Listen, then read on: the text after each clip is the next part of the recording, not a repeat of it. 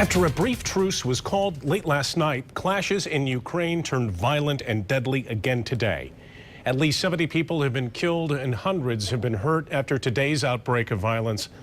Protesters have been calling for their president to step down since November after he favored an economic deal with Russia over ties with the European Union.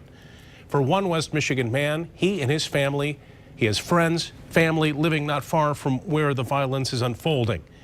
Nikitin is a biology professor at Grand Valley State University. He joins us via Skype tonight. Professor, thanks for joining us. What are you hearing about the violence from your family and friends that are still there?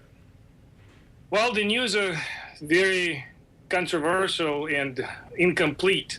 There's not a whole lot that I can gather from my relatives and friends beyond what we get from news media here in the United States, even though they live, no pun intended, a stone throw away from the center of what's going on. They can't tell what's going on. There's been shootings, there's been killings, but the nature of all of this is unclear. You, as I understand it, were just in Kiev in December. What was the situation like a few months ago? What were your experiences there? It was very calm. The people protested peacefully.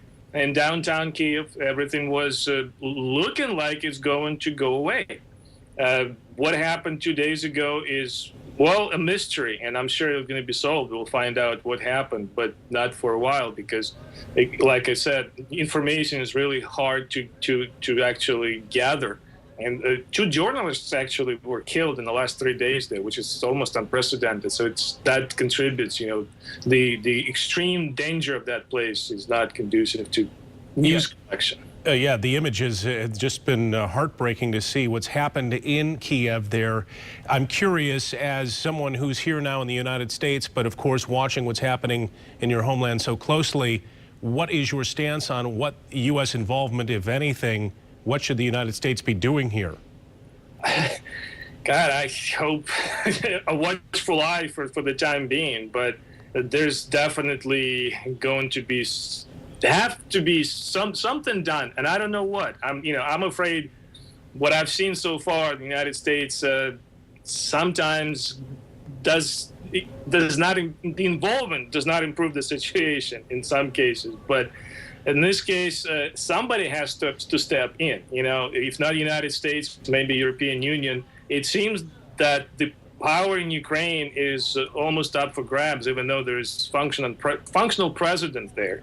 I doubt that it has a lot of functioning left, and at some point they will have to look elsewhere, like they did 1,200 years ago, when the rulers of Kiev invited people from abroad to come and govern.